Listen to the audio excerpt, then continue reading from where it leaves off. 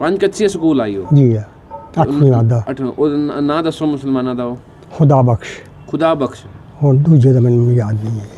मैं मेरे रोटी तो तकरीबन तो मेरे घर ही का खाते दोपहर शाम की इकट्ठे खाते अस। ਸ਼ਾਮੀ ਖੇਡਾਂ ਕਿਵੇਂ ਖੇਲਦੇ ਆਵੇ ਉਹ? वालीबाल क्योंकि स्कूल दे विच ही जगह आई वो जी जैलदारां दा मकान है चौक के चाहिए पंचायत घर ਪੰਚਾਇਤ ਘਰ जी ਉਹਦੇ ਨਾਲ इस साइड ते जैलदारां दा मकान आई है।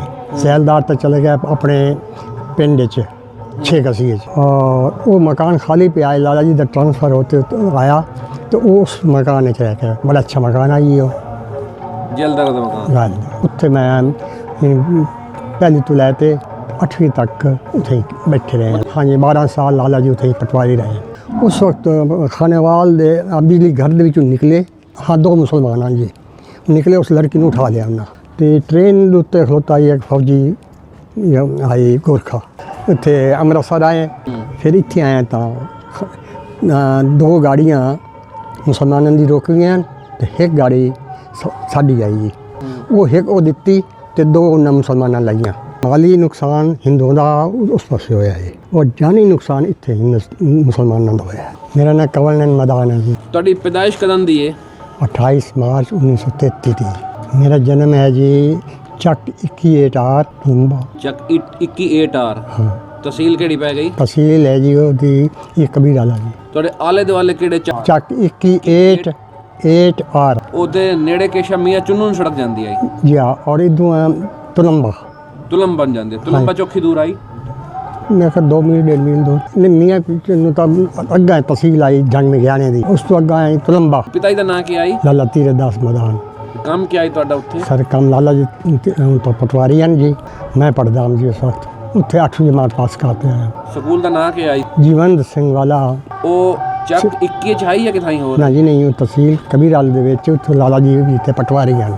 ਉੱਥੇ ਕੀਤੀ 8ਵੀਂ ਮਾਤਾ ਫਿਰ 10ਵੀਂ ਮੈਂ ਇੱਥੇ ਕਬੀ ਖਾਂਸੀ ਆ ਕਰੀ। ਕੋਈ ਮੁਸਲਮਾਨ ਵੀ ਹਨ? हाँ जी हाई नाल खुदा बख्श आई जी। ये गाँव तो है जीवन सिंह वाला तो सारा सिखन आई जी। ਅੱਛਾ। और फौजी रिटायर जो मिलते ना मुरब्बे शुरब्बे और इस तरह वो हैं और लाला जी उत्थे पटवारी हैं जी। और नाल पिंड आई एक छोटा जिहा किवें खूह बुलंदे हैं ना जी कि भाई जिस तरह अपनी ज़मीन अपना बना लिया और मकान बना लिया ਉੱਥੋਂ ਦਾ ਆਂਦੋਂਦ ਆਈ ਇੱਕ। ਮਤਲਬ ਤੁਹਾਡਾ ਬਚਪਨ ਕਬੀਰ ਵਾਲਾ ਬੀਤਿਆ ਹੈ ਜਾਂ ਚੱਕ 21 ਚ ਬੀਤਿਆ ਹੈ? ਮੇਰਾ ਨਾਂ अपना जीवन सिंह वाले 5 कसी 5 कसी भी लेंदे 5 कसी जी है और जीवन सिंह वाला भी बोलते हैं। कागजात सरकारी कागज जीवन सिंह वाला जी और 5 कसी है दूसरे हिसाब के उत्ते कि उत्थे राजबाह आई। हाँ जी राजबाह दे 3 कसी 8 कसी 6 कसी 5 कसी वो मेरे क्लास फेलो हैं खुदा बख्श 5 कसी जी।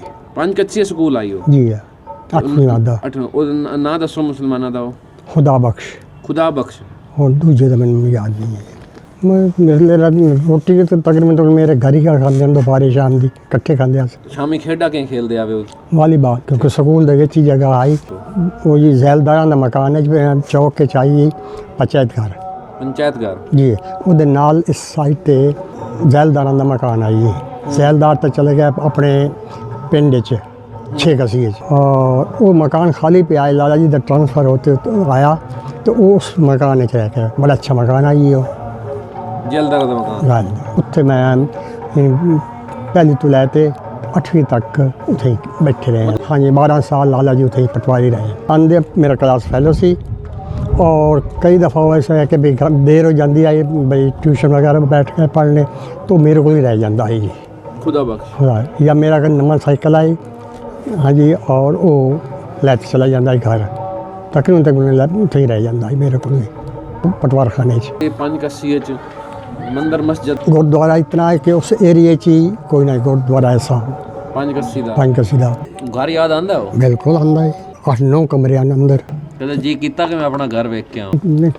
दिल तो करता ही लेकिन लगभग तो कोई चीज़ ही नहीं है कि जावन दे की करा है उत्थे नहीं भूल जी मैं कल ही जा सकता। ये जी रोड बिल्कुल दरवाजे यानी घर दे अगू कर दे 1 किले दे फासले तो गुजरती है जीटी रोड। मतलब अपनी उत्थे जमीन होंदी आई? जी है जी। कितनी जमीन होंदी आई? मुझे आई 27 और 12 40 किले आई। केड़ी जगह ते आई? 5 कसी च आई? नहीं चक्की की है टार ਮਤਲਬ ਜ਼ਮੀਨ ਉਹ ਲਾਲਾ ਤੀਰਥ ਦਾਸ ਦੇ ਨਾਮ ਹੈ। हाँ जी 5 ਕੱਸੀ ਤੁਸੀਂ ਕਬੀਰ ਵਾਲਾ ਹੈ।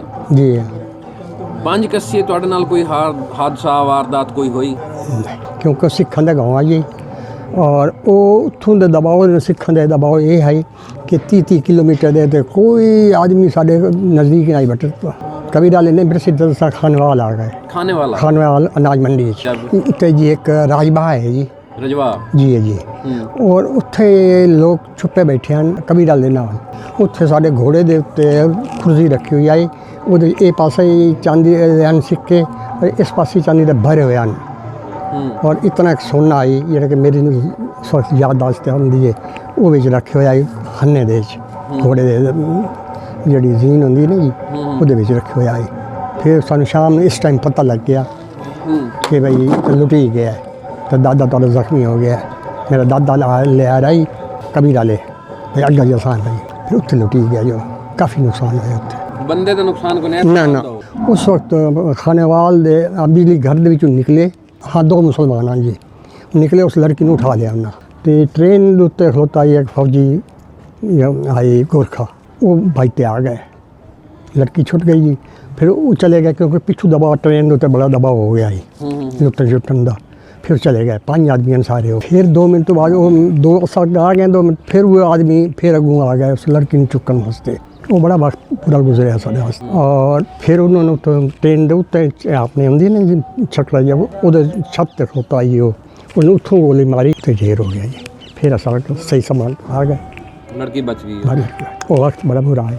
इतने अमृतसर आए फिर इतने आए तो 2 गाड़ियाँ मुसलमानों की रोक गई तो एक गाड़ी साड़ी आई जी वो एक वो दिती तो 2 उन्हें मुसलमाना लाइया। फिर अस आए थानी सर उत्थे फिर 2 दिन के जन्ने हैजा फैल गया बड़ा ज़बरदस्त। फिर सानू अलाटमेंट जी आई साड़ी तहसील की हाँसी आई क्योंकि इस हाँसी की रकबा तो कबीर का रकबा बराबर आई। माली नुकसान हिंदुओं का उस पास होया है और जानी नुकसान इतने मुसलमानों का होया है। मखदूम पर बिल्कुल तबाह हो गया जी।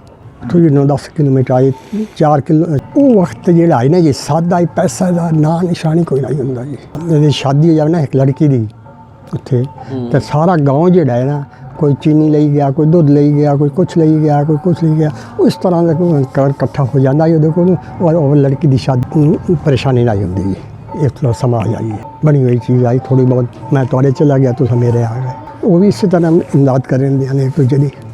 सिख ते हिंदू तो खैर ज़्यादा फर्क कोई ना है तो मुसलमानों नाल फर्क रखेंदे हैं ना। मुसलमान एक घर आई है 2 घर हैं सारा ईराइयां दे। खुदा बख्श नाम दसिया ना तुसीं? ये खुदा बख्श है बड़ा खुश मिजाज आदमी लड़का आई मेरा वो अपने जीवन संगल तो 5-6 मील अग्गा आई पिछा मतलब 5 कस्सी की गल करे जी जी उत्थे आए उत्तो हर रोज़ आंदा 3 कस्सी इस पासे आई 2-3 कस्सियाँ जी फिर 5 कस्सी हो गई जी 6 कस्सी हो गई 8 कस्सी आई। ये नहर दे जितने नाले निकलते हैं ना उन्होंने नाम उत्ते गाँव का नाम आ जाता है। मशहूर तो 5 कस्सी ज़्यादा आई क्योंकि गुरुद्वारा बहुत बड़ा गुरुद्वारा है वो जिले दे ही बड़ा है और उत्थे जेडे फंक्शन सिख वाले होंदे जी सारे होंदे हैं उत्थे जी। खुदा बख्श रहंदा ही सर मेरे को कम पटवारखाने च रह जाता है देर हो गई है भाई 2-3 मील बन कि जासा असा पैदल जाना पैदल आना नहीं तो कभी मेरी साइकिल आई तो वो चाह लेंदा है ले जांदा सवेरे ले आंदा।